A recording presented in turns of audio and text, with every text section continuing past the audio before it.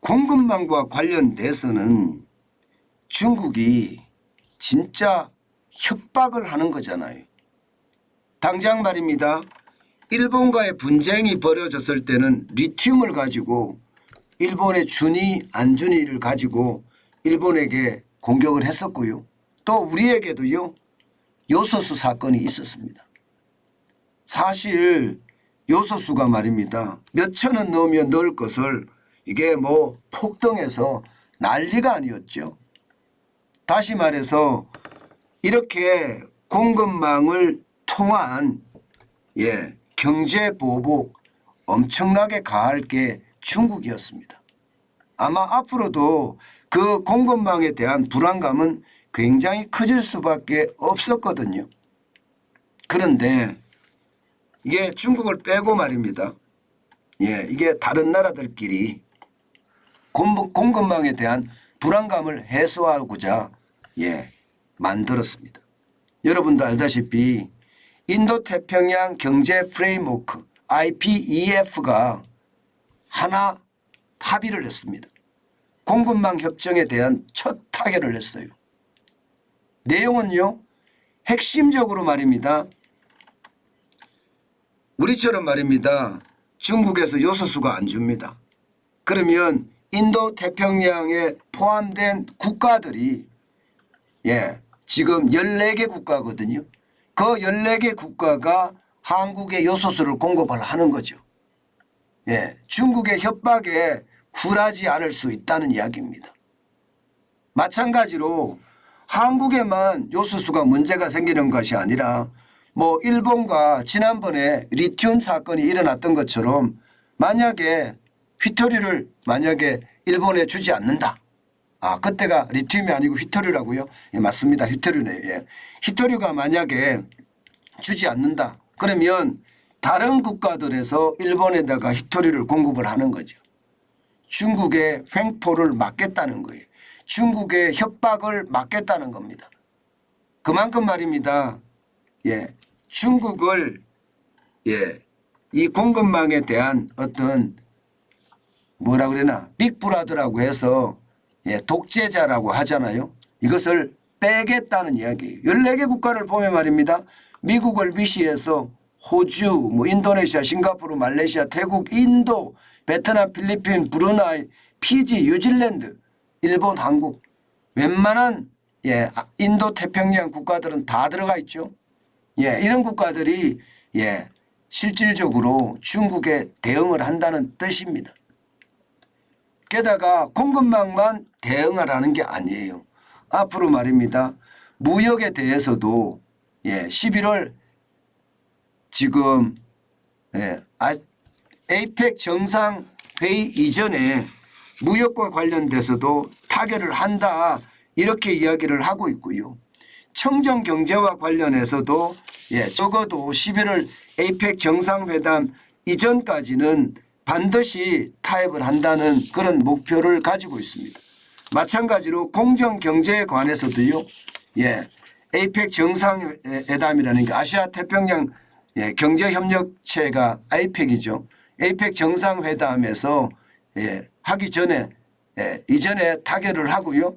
정상회담에서는 추인을 하는 그런 결과를 만들어낼 거다. 그것도 올 11월까지 만들어낸다. 이런 얘기를 지금 계속하고 있습니다. 아마 샌프란시스코에서 열리면 지금 중국을 뺀 쉽게 말하면 탈중국하는 공급망의 어떤 구축이 거의 완료가 돼 가는 거죠. 이것을 보면 말입니다. 지금처럼 말입니다. 중국이 무조건적으로 말입니다.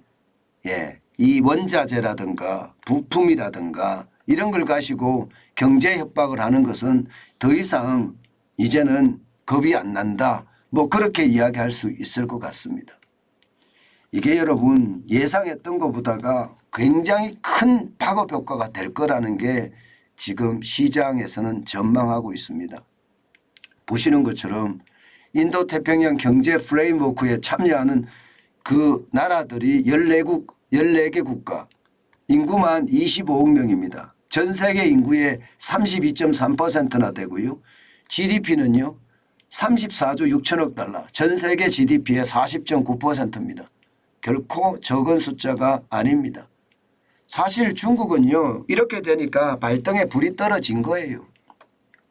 오죽했으면 반도체와 관련해서는요 본인들이 미국의 마이크론에 대한 제재를 내려놓고요 한국에 뭐 구걸하는 모양새를 지금 취하고 있잖아요. 그런 것을 보면요 중국도 점점 다급하게 되는 것도 사실이고요. 이 다급함에 우리가 어떻게 할 것인지 고민해야 될 것도 분명해 보입니다. 앞으로 말입니다. 결국 말입니다. 지금 제가 보여드린 것처럼 국제 질서는 바뀔 거예요. 국제 질서는 굉장히 크게 바뀔 겁니다. 신냉전이라는 구도를 가지고요.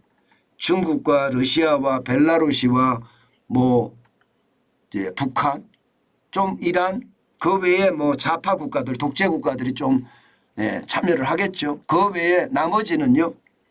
자유민주진이요. 유럽과 미국과 일본과 대한민국과 대만을 포함한 아세안 이 자유진영과의 어떤 체제 경쟁을 앞으로 굉장히 많이 할 겁니다.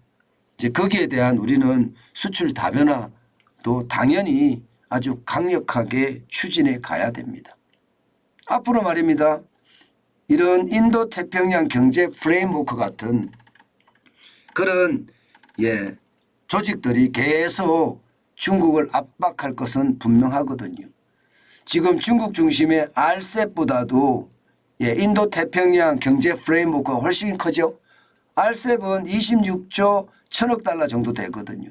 CPTPP는 미국 중심입니다. 미국과 일본 중심인데 10조 7천억 달러 정도 되고요.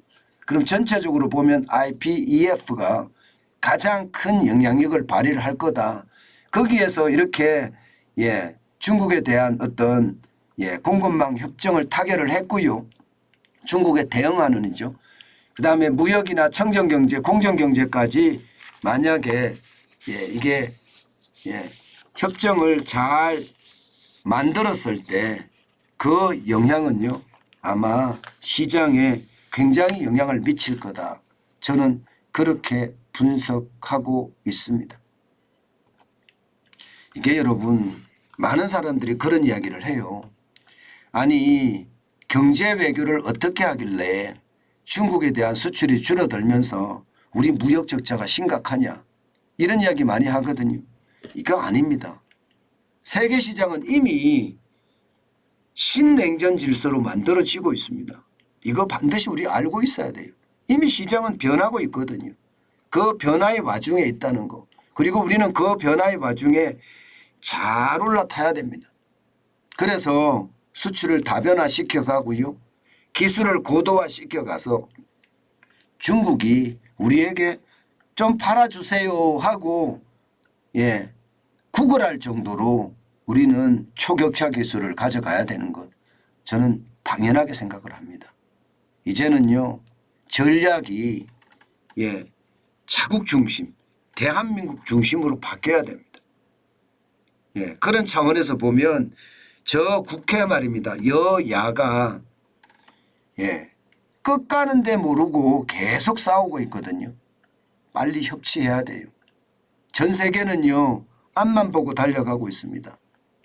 자국 내에서는요 웬만하면 하나가 되려고 노력을 합니다.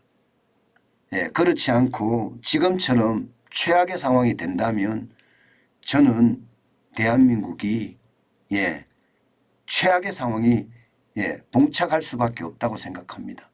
때문에 지금 초격차 기술을 개발하고요. 신무역 질서에 우리가 잘 편성해야 된다. 그 말씀 다시 한번 올립니다.